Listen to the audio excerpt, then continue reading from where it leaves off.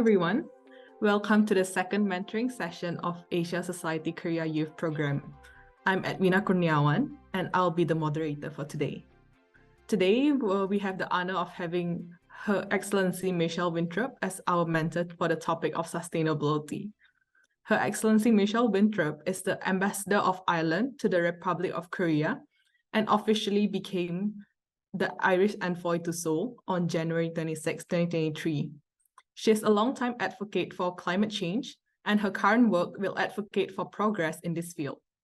She has 5 years of experience in the Irish Department of Foreign Affairs and currently serves as Director of Development at Irish Aid, part of the Department of Foreign Affairs.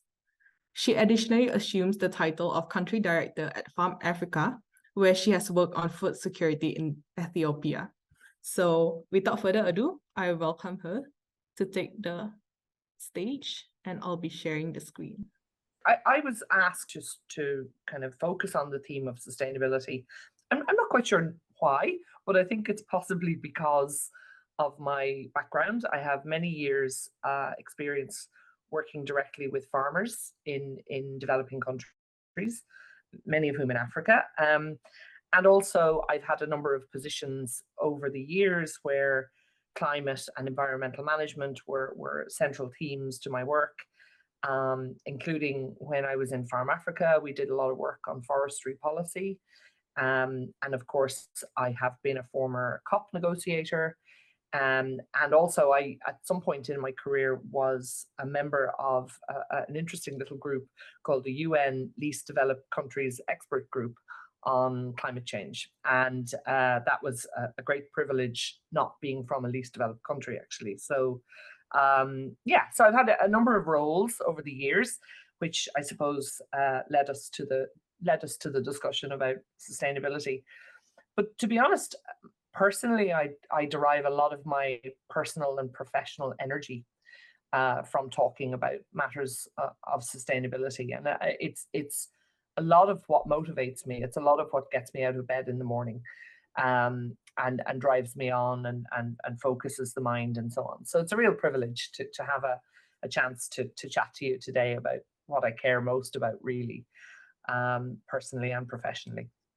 So I'm going to touch on 4 different themes around sustainability. They're linked, but they're somehow separate. Maybe you might go on to the first slide there, Edwyna. Thank you. So the first one, of course, is around the COP and the international climate negotiation process. COP starts on Thursday, this COP 28, which of course is hosted by United Arab Emirates.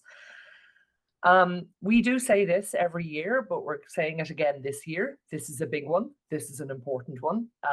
It's particularly important this year because this is the year where we'll finalize the arrangements around the so-called global stocktake. And it has been 8 years since the Paris Agreement was signed.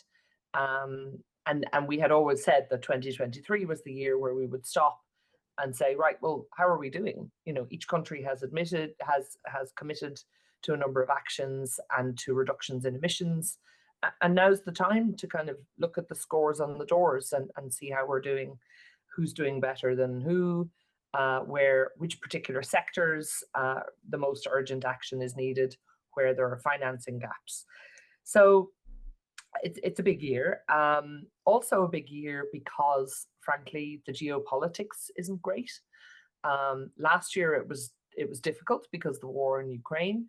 This year it's just got a whole lot more difficult because of the war in Ukraine and the situation in the Middle East.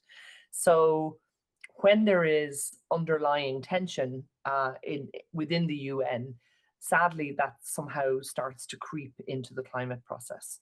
And countries start to take positions because they are upset about, insert as appropriate, the war in Ukraine, the Middle East, whatever. So it's not great.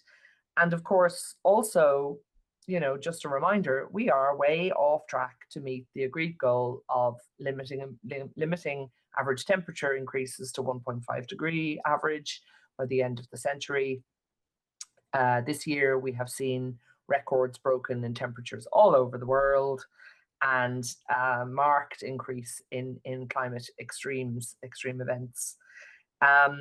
Scientists say that in order to limit the global average temperature increase to 1.5, we're going to have to peak our emissions by 2025. I mean, that's the year after next. We're nowhere close to that. And indeed, we would need to have reduced those emissions by 43% by 2030. So it's a bit depressing, to be honest. For Ireland, in addition to the of course seeing progress with the global stocktake and global ambition and so on, a major priority for us is progress on the loss and damage fund. That was an outcome of last year's COP, where for the first time all parties agreed that we somehow needed to provide finance to countries that have borne the brunt of the most extreme events and that have had the most human suffering, the most economic impact, and so on.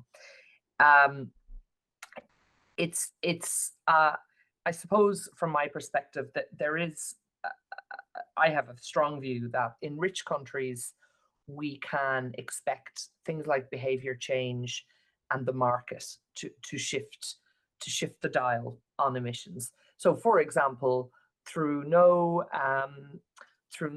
major intervention by the government, it is now kind of forbidden really to advertise SUVs in Ireland. The market has stopped. The market realizes that this is not good. The advertising industry has kind of said, you know what, let's just focus on electric vehicles. And so gradually you will see the market responding and a decline in combustion engine SUVs. So that's a good thing, right? But of course, the situation in developing countries is completely different. And you do require a much bigger role of the state, and you do require more public funding. We always say in Ireland, you know, those who have made the least contribution to the problem are the ones suffering the most from the impact of the problem. And frankly, they need money to deal with that. In some quarters, people see loss and damage as kind of compensation, and everybody gets a bit sniffy about that. Everybody gets a bit nervous. The lawyers get a bit nervous, but it's not compensation. Last year, 20 million people in Pakistan required humanitarian assistance after the floods. Now, Pakistan needs money to rebuild its infrastructure, rebuild its agriculture sector, replace all those livestock that died, get those communities back on their feet. And that's basically what loss and damage funding is trying to do, is trying to plug that gap in a way that's not pretending that the market's going to fix it. We need to help those countries and those people get back on track. So this year, we hope we'll make progress on the mechanism to channel funding for loss and damage, and also hopefully make progress on getting countries to put their hands in their pockets and provide some finance. There may be some private sector financing options too, but really a lot of it's going to have to come from public funds. So in my previous life, I was a climate negotiator on adaptation issues, and the European Union negotiates in COP as a bloc. We don't represent ourselves as individual member states. So, you know, it was tough because I'm always pretty confident knowing what the Irish government wants to say on any particular issue. But of course, I was representing all 27 members of the European Union. And sometimes, like, we don't always agree on everything in the EU. Sometimes differing views overlap with each other. Opinions pull in different directions. So it was tough. I suppose the biggest thing I learned from that is probably two things. One was the importance of listening. You'd be surprised if you sit in those negotiation rooms. There's a lot of talking. There's a lot of very well put together speaking points, but there's not a whole lot of listening. And that's part of the problem. So listening was a skill that I worked hard to develop and perfect.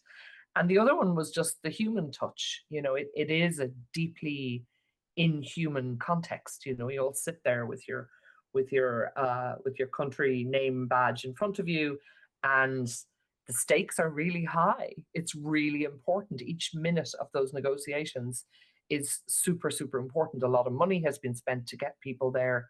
Um, and you know, what I found was that sometimes the human touch made a big difference. You know, somebody looks like they're struggling, offer to buy them a coffee, ask them how many kids they have, ask them are they missing home. You know, those simple little things really does lead to breakthroughs, I think, in these international processes. As I mentioned, I also was part of this least developed countries expert group, which was a real privilege, actually, kind of working alongside representatives of, you know, Burkina Faso, Sudan, Haiti, and helping them work through the COP process, while helping them figure out what positions they needed to take, how they could help their colleagues access support, all of those things. That was a real privilege and also a lot of fun, actually. So it was good. So hopefully for this week ahead, we know that UAE have a lot of really good intentions. I think as an oil producing country, or traditionally an oil producing country, they have a lot of influence that maybe some alternative hosts of COP would not have. And so there's a degree of moral authority and so on that they have, which hopefully will be helpful. I would say good luck to them in overcoming some of the geopolitical mood. And also, really importantly, it's about getting politicians to turn up, and also not just to turn up to go and visit booths and you know, shake hands with their delegations, but actually to get stuck in when the negotiations get tough. Progress is only made when you have the serious decision makers, usually the political decision makers, around the table. And many of you may have seen that photo from the final hours of the Paris Agreement negotiations, when I think it was Angela Merkel, Barack Obama, a couple of others, just standing around kind of scratching their heads, like really, really talking, not talking with prepared speaking points, just as humans, just slogging it out. And it made a difference, and that's why we got where we got to. So that's that. Can I move on to the next slide, Edwyna? So I'd like to also just take a few moments to chat about how climate action links to the Sustainable Development Goals. Sometimes, you know, people, policymakers in particular, are guilty of sort of putting climate action in one box and putting the kind of development-y stuff in another box. And I think that is very misguided. That little square there in the corner, that little turquoise square, is Ireland's international development policy called The Better World. It's worth a read. It's online, you can access it. It's worth a read. One of the key strengths of that policy, though, is that it really tries to draw it all together and tries to say, you know, we have to make progress on climate change because it's holding back progress on other issues. It's making the struggle against malaria harder. It's making the food security challenge harder. It's making the governance challenge harder. It's leading to conflict around the world. That's then creating more humanitarian need. So really seeing it in a kind of holistic, systemic approach. And that schema that you see there with the island of Ireland right smack bang in the middle, that's not essential to the schema. But that schema is our way of trying to describe how it all fits together. That we make progress on food security, we make progress on what we call people, which is effectively health and education. We make progress on protection, which is around social protection and around kind of peacekeeping. But we do that with a climate lens, because only by doing that will we achieve what we want to achieve. And similarly, we have to be careful that the work we do in pursuit of better health outcomes, better education outcomes, better food security outcomes, that those actions do not then have negative knock-on effects around climate action. So I was at a conference last week here in Seoul, the World Bio Summit, and there was a lot of chat about how the biopharma industry, amazing and all as it is, has a bit of work to do to limit their footprint. the biopharma industry has a real potential to be a kind of heavy water using sector, heavy emissions sector, and anything they can do to mitigate that environmental footprint is important now, just as the industry is kind of scaling up. Similarly, we're very conscious that it's not enough to just build schools and train teachers. Yeah, that will get us some of the way to good education outcomes, but it's really important that those education curricula are addressing climate change and are addressing environmental sustainability, so that when all those little kids grow up to be voters and economic actors and decision makers, they're making the right decisions. So those are really important linkages that I think by putting aid in one box and putting climate in a different box, we lose sight of. And of course, many developing countries are very aware of this when they come, let's say, to the COP processes, and they are making those linkages. But sadly, in some of the OECD countries, we don't, because we sometimes see climate action as a kind of domestic or a kind of private sector issue, and then international aid is kind of a charity, right? But they are not at all separate. And of course, now that we are in a highly globally interconnected world, the distinction between domestic and international is also very blurred. For example, in Ireland, 2% of our population now is Ukrainian. 2% of the population of the entire country is Ukrainian. So, you can't separate domestic and international anymore. One thing I haven't spoken about, and I will when Edwyna moves on to the next slide, is gender equality. So maybe, Edwyna, you might move on to the next piece. So gender is it's a bit of a controversial issue here in Korea, but I don't care. We pursue gender equality because it is an important thing in and of itself, and that's fine.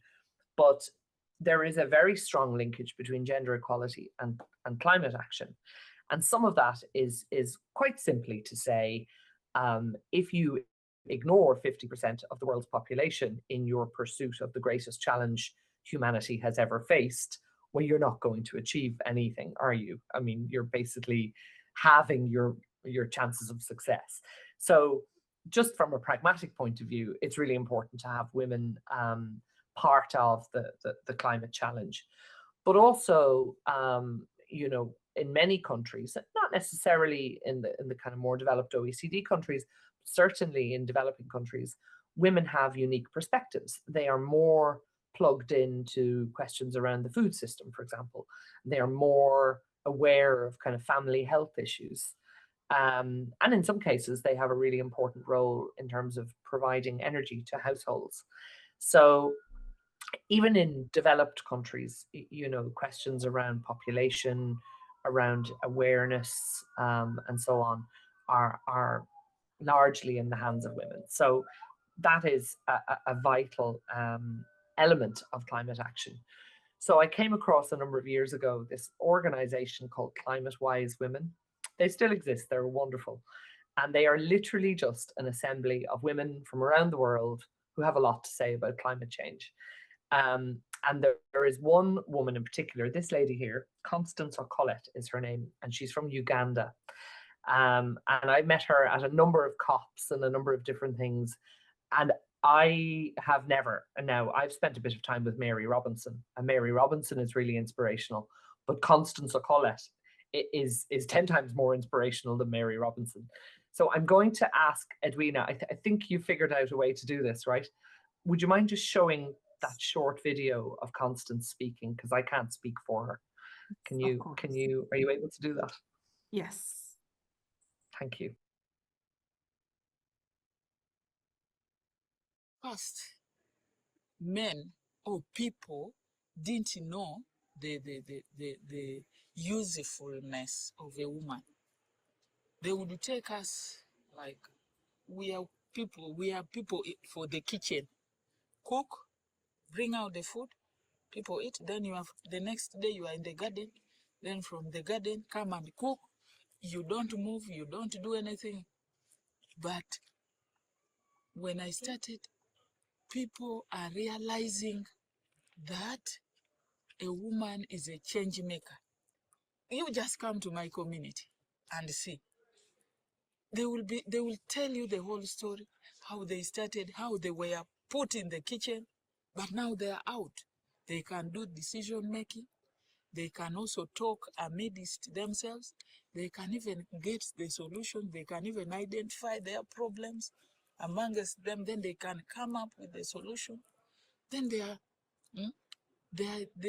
changing their homes. They can even change their husbands, because like the husbands used to have, they are the people to make money, but the woman is to produce food. So these days we have changed. We do all. The men also do all, the women do all. Climate justice means, as I told you, no stress.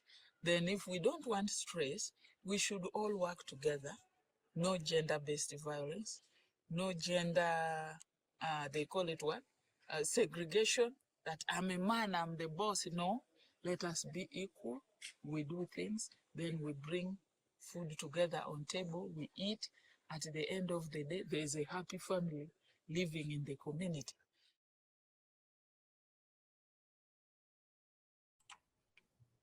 Now, that's Constance.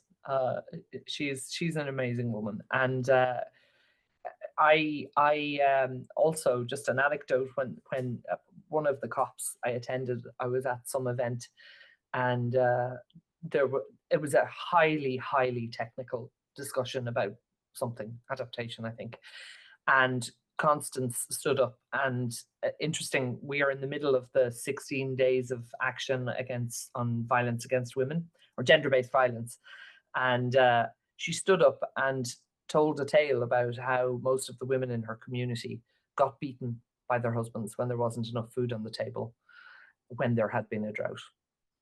And sometimes that kind of, here's the reality, can be very stark, especially when you're in that sort of policy bubble. So very powerful. Also, if you get a chance, more required reading. This book here in the corner by Mary Robinson. Many of you probably know who Mary Robinson is. She's Ireland's former ambassador and the former UN High Commissioner for Human Rights. She has been a really powerful advocate for climate justice, and really about kind of putting human rights at the center of the climate challenge, and putting human rights lens on it, would say. But this book, Climate Justice, a lot of it's about hope, and a lot of it is told through personal stories of men and women who have been kind of driven in their own way to fight on climate action on particular aspects, according to their own contexts. But it's a very powerful book, and indeed Constance's story features in the book too. So well worth a read. Now, so Edwyna, we might move on to my third theme, and it's about individual action. I don't know how many of you live in Korea. I think are you all in Korea? Is that? I think only 3 of us are currently in Korea. Right. Yes. Okay. So I was very surprised when I came here. I've been here a year and a half, and I'm very surprised when I came here at the amount of waste and the amount of plastic waste. And it's something that we've kind of moved on from in Europe, like to a large extent. I mean, we're far from perfect, but we have moved on a lot. And so to see all this plastic everywhere, and to see low usage of reusable cups and so on, I have been slightly horrified. And what makes me sad, actually, is that traditionally, I think, now Yvonne may have strong views to the contrary, but I think traditionally Korea had quite a sustainable model. Like if you look at all these amazing gifts they give, and the wrapping is fabric, it's reusable wrapping, right? And if you look at the traditional Korean houses, and they have this amazing underfloor heating system, which effectively is the inspiration for a lot of sustainable heating systems that we are now reintroducing in Europe, right? But somehow in the rapid economic growth, Korea kind of forgot some of its sustainability credentials, and that makes me really sad. So, you know, plastic is something that I lie awake at nights about, like worrying about, frankly. I'm not an especially religious person, but if there's one thing I feel a bit religious about, it is about plastic waste. If you do any sort of research or look at any footage online about the Great Pacific Garbage Patch, it is horrific. I mean, a lump of bits of plastic the size of an average country floating around there in the Pacific. It is absolutely terrifying. I had the privilege to visit Kiribati Island in the North Pacific a number of years ago, and Kiribati is a kind of a network of atoll islands, so very low-lying islands. And the amount of junk that washes up on the beach in Kiribati every day is absolutely staggering. And none of it is their junk. It's all just junk that's floating around in the Pacific. And once a week, they mobilize communities to go out and pick up the junk on the beach. I mean, I think they bury it or they burn it or something. What are they supposed to do with it? They are in the middle of nowhere. But it is absolutely terrifying to see how much is just, particularly the Pacific, which is kind of floating around. And that's before you get into the subject of microplastics. So UV sunlight breaks down the plastic, and I think a fragment is called a microplastic if it's less than 5 millimeters. They reckon something like 60% of the world's fish contain microplastics. And if we eat that fish, that's then in our bodies. It's in the food chain. It's already in the food chain. It's too late. So really, the 14 million tons of plastic that end up in the ocean every year is something that we should all be terrified about. And I think, you know, if there's one takeaway, I would say, if there's one thing, you know, please be evangelical about, buy a reusable cup, buy a reusable water bottle and a reusable coffee cup and a reusable bag, and just carry it around with you. And you'd be surprised how much junk you eliminate from your life, particularly in Korea, where public trash cans is not really a thing. You know, actually, there are so many benefits to it, for sure. The one story I'd like to, with a bit of hope, is about this organization, which you might find kind of inspiring. In Ireland, a number of years ago, this young lady called Flossie Donnelly, lives in Dublin, found that whenever she walked her dog along the beach in Dublin, that there was a lot of junk on the beach. And so she started out mobilizing her family every weekend to collect rubbish. And then it just grew and grew, and she was mobilizing her friends. And then she had a number of volunteer groups, and then schools were joining in. And now Flossie and the Beach Cleaners in Ireland has 680 regular volunteers to go and collect rubbish on the beach, all in all the counties, all the way around the island of Ireland. So I suppose it just goes to show that if you're determined enough and you're a little bit organized, there's an awful lot you can do. And individual action, I mean, not everybody can be Flossie Donnelly, but you know, individual action can be inspiring others. But you know what? It can just as easily be that conversation in the coffee shop that says, "Please use my reusable cup," because every cup counts, and in the same way that every ton of carbon emissions counts, every straw, every cup, every water bottle. So, you know, it's fascinating and fine to talk about high policy and geopolitics of sustainability, but you kind of have to walk the walk as well as talk the talk. So now, my last slide, Edwyna, it's just really a kind of a final word. I always find if I'm stuck for words, Mary Robinson always has the right words. So I usually just plagiarize her words. you know, she's a very strong advocate for young people's leadership in climate action. And, you know, over the years, there have been efforts at kind of strengthening young people's voices on climate. A lot of it's about bringing young people to COPs, which I'm a little skeptical about.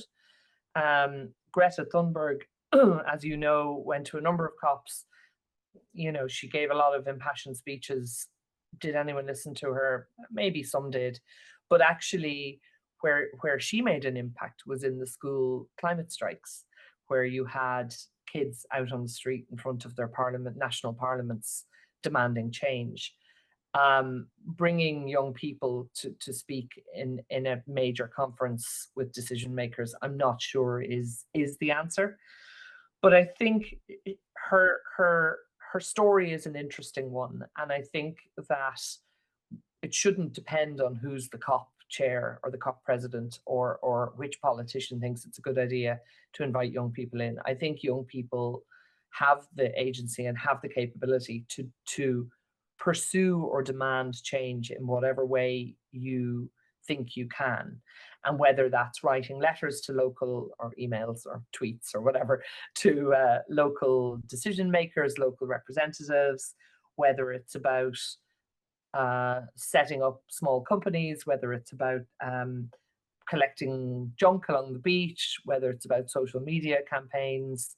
I think, you know, there's a lot that can be done.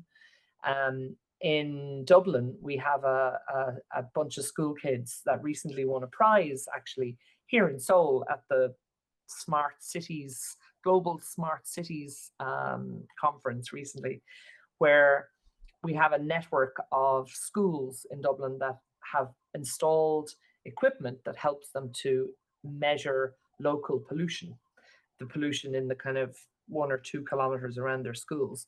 And you have bunches of school kids who are monitoring the pollution and are using that data to have periodic cycle to school pushes. So in Ireland, we are very guilty of the school run always being about the car, often about the SUV. And so now you have kids going, you know what, guys, the local pollution is really bad.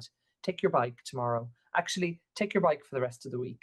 And that right there is just an amazing amount of agency that simple technology, simple provision of data can generate. So, you know, I suppose it's worth admitting that my generation has possibly let you all down. I can tell you that the generation prior to mine has most definitely let us down. But you know, you guys need to be the generation that doesn't let the next one down. And you know, take that message away. I will be retired in 15 years, thank God. You will be at the peak of your careers. You will be in positions of great agency and control. And you know, it's worth starting now with the action, starting now with the messaging, starting now to figure out how you can pursue your careers in a way that somehow addresses the sustainability challenge. So that's all I have to say. I'm happy to take questions. I hope I didn't speak. Oh God, I spoke for quite a long time, actually. Sorry about that. Oh, no worries. Thank you so much for your presentation. I think it's very insightful. I learned a lot about Ireland and also like your stories about how the Constance in Uganda, how she actually experienced this firsthand. I think if there's one key takeaway that we all should remember is that we should start carrying around reusable bottles and use that. Yeah, that's the one thing that we have to remember. Yes. So maybe we can start with the question and answer session. If there's anyone who would like to ask any questions, you can raise up your hands. Oh yes, Ignacio. Hello, thank you so much for your presentation. I would like to know your opinion, well, your expert opinion about the term of ecocide that I suppose you have here this last year. It has been very popular. And I would like to know if you think it's quite useful to fight the climate injustice. And if you think so, how can we take or support this term to maybe in the future get implemented in the International Court of Justice? Because it's very hard right now to, as you said before, to get the support from other countries. So how we can promote maybe in the civil level? Thank you. How do you want to do it, Edwyna? Do you want to take all the questions in a group, or do you want me to do them one by one? I think we can take all in the group, if that's okay with you. Sure. Yeah. Sure. Jevon, you can go next. Sure. Thank you, Ambassador, for your presentation. It was amazing. I just have a question. If there's this similar initiative in Ireland. So I went to a conference on this weekend where I presented a paper, and one of the panelists spoke about how they used what they call a Tumblr song. So they went to an elementary school and they taught students a song, a Tumblr song that said, oh, use tumblers, etc. And during the different periods, instead of playing a bell, they would play the song for students to, put this in students' head. So I'm wondering if there is any such initiative in Ireland. Francois, do you want to go next? Yes, so I think my question is about one of the big thematic of our community, which is about intergenerational conflict. Because I think that it's very easy to have this kind of claim of like the next generation will solve it, and I think it's also a failure that we have on our generation, which is always blaming all the problems on the older generation with this kind of mentality of the boomers who are destroying societies. And personally, I think it's very destructive because the more we get aggressive one generation with the other, the least the generation which is actually in power right now, which is your generation, is willing to help us. So I think there is really a question about kind of rebuilding this intergenerational solidarities. And I'm very curious to know how would you go about, and specifically you mentioned about the role of our generation in 15 years when we have responsibility and power. So far we don't. So for the next until the next 15 years, how do you think your generation should go about? Thank you. Thank you, Francois. I'm so sorry for Alyssa and Jamaro, but can we do it after she answered the question? Yeah, because I'm not sure if we have time for the two of you, but I'll get back to you if you have time. Sure. Okay. Right. I'm going to work backwards, partly because I need to think about the first question more than the other two. I mean, look, your point about intergenerational conflict is a really good one, and here in Korea we see it a lot, actually, on a whole bunch of issues. And I think it's worth starting by saying that intergenerational conflict is not just about climate. The trans debate is often a kind of lightning rod for kind of intergenerational conflict, among other things. What can we do? Point taken. It's not all about you guys in 15 years' time. I think if I had decision makers who are the same age as me sitting in this conversation now, I would say listening is important. It goes back to listening, right? I think people in their late 40s who've reached the peak of their career are guilty of thinking we have all the answers. So that's there has to be more structure around listening to younger people, and I think thinking outside the box as well. The advantage of young people is that they don't have a set view about how things should be. And the older you get, the more set you become in your vision, right? So that kind of brave new thinking is what you're right, we need to be doing right now. I would say there are two interesting models to look at on that very issue of intergenerational conflict. One is actually the devolved Welsh government in the UK. They have now I can't remember exactly what it's called. I think it's called the Future Generations Commission. And it is a statutory body which is mandated to put a kind of future generations lens on every policy decision, not just around climate. And it is, I think they have it in Finland as well, actually. It's a super clever mechanism. And we've thought about it in Ireland, but I don't know if it's going to come to pass. So that's one thing. And then the other thing I would say is that in a lot of the particularly Pacific island nation states, the small island states, they have a strong culture of kind of intergenerational dialogue, where you have kind of young people and elders together hammering out solutions to shared problems and so on. And that, a lot of that's kind of rooted in the sort of indigenous culture. But it's again an interesting model that we could all do well with emulating. So good question, good points. The Tumblr song, no, we don't have anything like it in Ireland, to the best of my knowledge, but I think it's a great idea. I'm old enough that I remember in the 1970s in Ireland, there was a song for what we called the Green Cross Code, for how you cross the road safely. And in all the years I've been kicking around all the random information that's passed through this little brain of mine, I can still sing the Green Cross Code song word for word. So it is true that you get a snappy tune. And I haven't been killed by a car yet. So, you know, you just, that is actually a really clever idea. So maybe I'll suggest that to our Department of Education colleagues. And then lastly, ecocide and the International Court of Justice. I mean, ecocide is, I would disagree with you at the opinion that it's a relatively recent thing. I think it's been kicking around a while. I know that a lot of indigenous people in Latin America have been kind of framing their arguments around ecocide for quite some time. And it is a very powerful argument. It is, where it falls over, of course, is in legal definitions.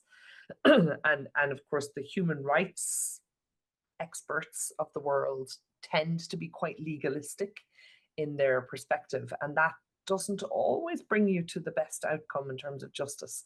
So I think that it's the kind of legal pedant tendency is, I suppose, keeping it from the ICJ. There are a lot of vested interests that would be very scared if ecocide got to the ICJ, or indeed started to become systematically addressed at the Human Rights Council, for example. It would be a very nervous bunch of fossil fuel stakeholders, I would have thought.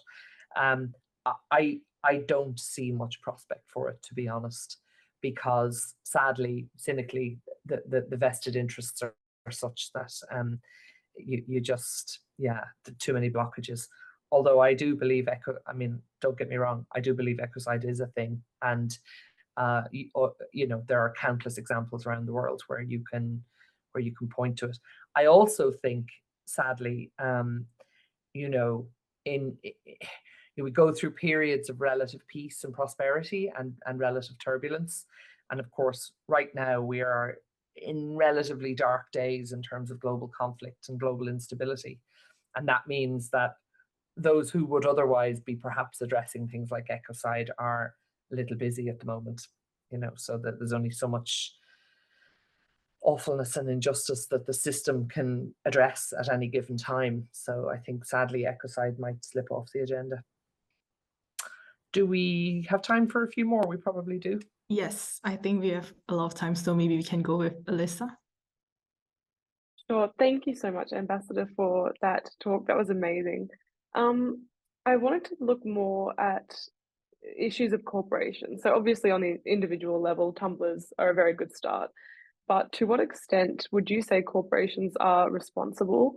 And looking at governments and corporations, how can we best convince governments and corporations that integrating policies on climate action are not only economically worthwhile, but actually viable?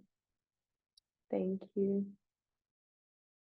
Maybe we can also do 3 questions this round, and then Zumaro can ask, and then I can do the last question, and then you can answer. Okay, thank you so much, Ambassador, for your excellent speech, and I really like it. And I guess like you touched on like 4 themes in your presentation, but I would like to only focus on the first one, which is the COP28. I'm doing my research on the energy, so I will be focusing on that. And then I think you mentioned about the COP28 in the UAE, and they're focusing on oil productions, right? I guess when I was looking at the job in Ireland, you are focusing on renewable energy, but then it's quite against, because like I think the oil production is not, I don't know, significantly helping for the sustainability, because now we are going into the green transition of the energy. So I just would like to know your perspective in terms of that, because you said also like in Ireland, there is this limitation of the advertisement for SUV, but now the COP is in UAE. So how is the, I don't know, like the perspective of Irish in terms of that? Thank you, if it makes sense. Yeah, so now I'll go with my question. I think from your entire presentation, the most shocking point to me was how you were surprised when you came to Korea and you saw a lot of plastics. Because coming from Indonesia, I don't think recycling is really a culture. And like as a developing country, I think it's still a luxury for us to think about environment and the environment and like climate. And in even coming to Korea, just looking at how they separate the bins for plastics and papers and all the different ways is already something that is very forward-looking for me, like in terms of climate. So I would like to know if you have any suggestions for developing country and what kind of initiative that we can do to actually tackle this issue. Thank you. Right, excellent questions all. Elisa, my mother's maiden name is Woods, so I guess we're related somehow. So that's great to see you, cuz. So how are corporations, how do we kind of hold corporations responsible? And I mean, there is a body of thought that says, you know, corporate governance will save the day. You know, you have a lot of corporations that are getting demands from their shareholders. Interestingly, you have a lot of environmental lobby groups that are buying shares in major corporations so that they can influence, I believe, Shell, huge proportion of Shell's shareholders now are kind of environmental activists, and that's great. You know, that should be the forum where the practices of those corporations are hammered out, and a well-governed corporation is one that listens to its shareholders, right? So that is one thing. The other thing is, I think corporations are, I think, in many countries beginning to realize that the so-called ESG standards are good for their bottom line. You know, a lot of corporations are now worried about kind of stranded assets ending up with kind of obsolete technologies that, you know, when renewables and so on take over, they will end up, you know, significantly impacted in terms of their bottom lines. Increasingly, corporations are conscious of the need to attract high quality talent, and high quality talent often asks difficult questions about ESG standards at interview, and those kinds of issues. So I think for the most part, the mood music for a lot of corporations is changing, and I know a couple of people who provide kind of advisory services to the private sector on sustainability, and I mean, they're all doing well. I mean, there's no shortage of demands for advice and support on shifting the business model. Of course, there are some that are enormous and have a large footprint and are very resistant to change. But the optimist in me says that they won't survive. This is a survival of the fittest, and it's those that are resistant to change that will not survive. How can you make kind of climate action, how can you convince governments and corporations that those policies are viable? I mean, look, there's barely a country in the world that isn't having this debate raging at the moment.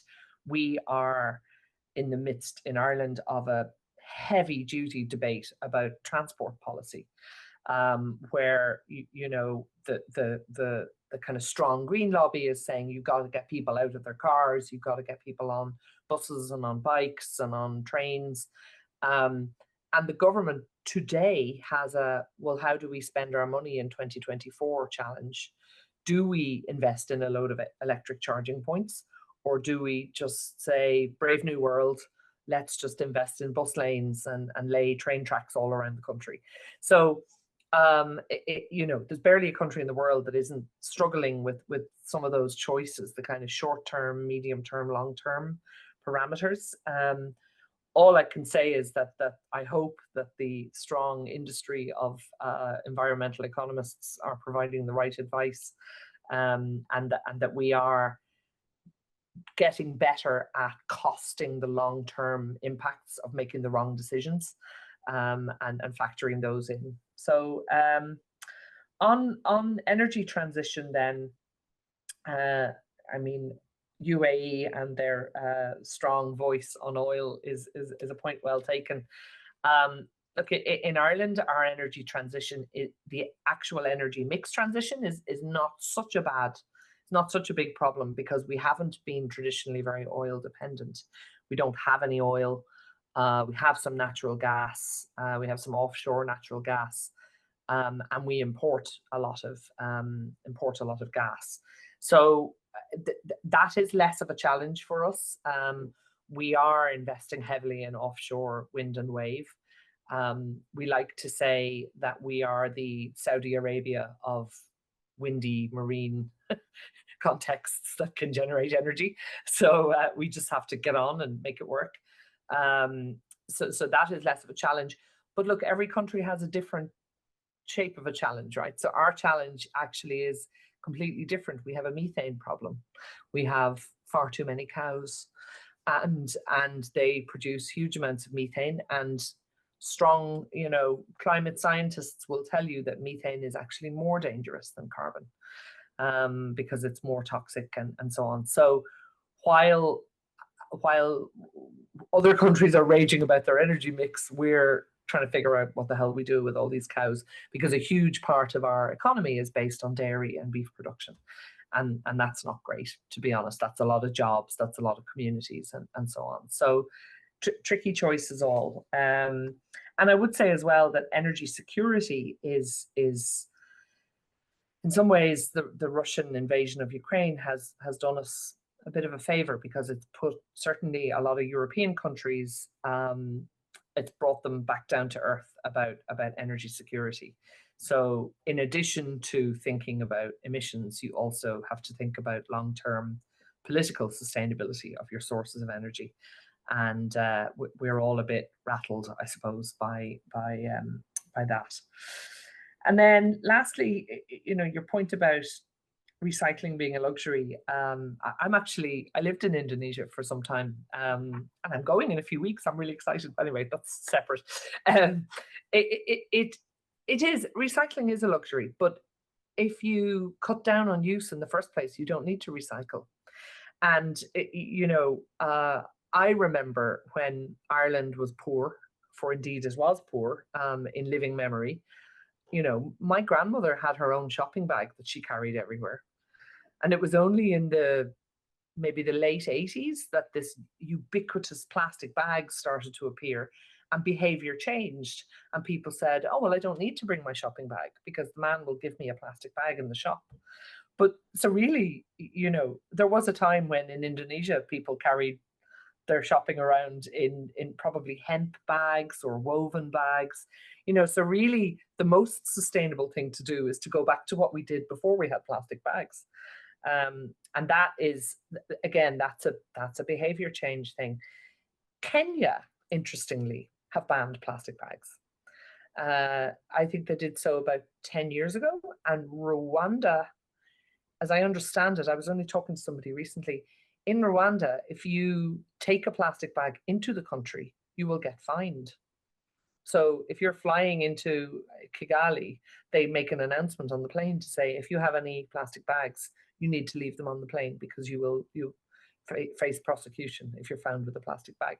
So, like I say, it's about reducing the prevalence of them in the first place.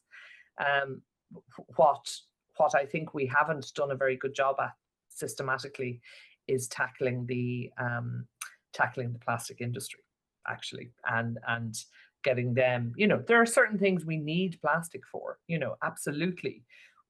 there are uses for plastic in the world, but not to the extent that they are in our daily lives. So I hope that helps. I think we can actually end the session here. Thank you so much for honoring us with your presence. I think we've all really learned a lot. It really inspires us, you telling us stories from different parts of the world. Thank you so much for helping us with our mentoring session here today.